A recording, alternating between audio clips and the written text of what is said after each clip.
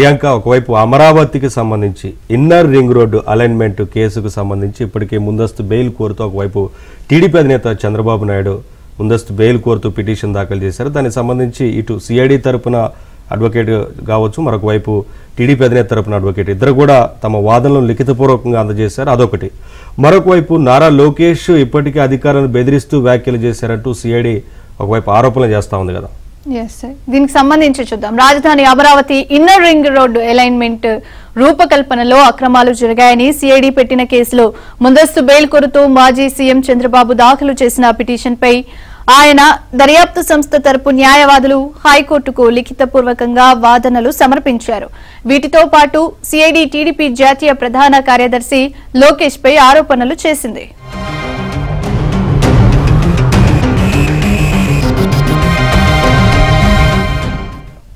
లోకేష్ దర్యాప్తు అధికారులను బెదిరిస్తూ వ్యాఖ్యలు చేశారని సంబంధిత పత్రికా కథనాలను జత చేస్తూ వేరువేరుగా 2 మెమోలు దాఖలు చేశామని సిఐడి తరపున ప్రత్యేక పీపీ దుష్యంత్ రెడ్డి కోర్టుకు వివరించారు.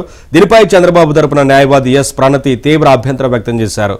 బెయిల్ పిటిషన్పై ఇప్పటికే వాదనలు ముగిశాయని, కేవలం రాతపూర్వక వాదనలు సమర్పించేందుకు నిన్నటికి వాయిదా వేశామని కోర్టు ప్రకటించిందని, వాటిని దాఖలు చేసిన అనంతరం తీర్పును రిజర్వ్ చేస్తామని తెలిపిందని గుర్తు చేశారు. కేసుకు సంబంధం లేని వివరాలను సిఐడి కోర్టు ముందు ఉంచిందని, దాని ఆరోపణల్లో వాస్తవం లేదన్నారు. ఆ మెమోపై తమకు అభ్యంతరం ఉందన్నారు.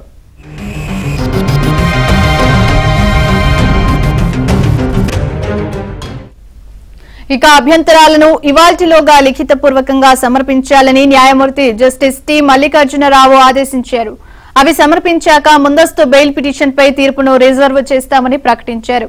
ఈ మేరకు నిన్న ఆదేశాలిచ్చారు. రాజధాని Amaravati master plan designing, IRR alignment రూపకల్పనలో అక్రమాలు జరిగాయని మంగళగిరి వైసీపీ ఎమ్మెల్యే ఆళ్ల రామకృష్ణారెడ్డి ఇచ్చిన ఫిర్యాదు ఆధారంగా సిఐడి కేసు నమోదు చేసిన విషయంలో ముందస్తు బెయిల్ కోసం చంద్రబాబు పిటిషన్ దాఖలు చేశారు.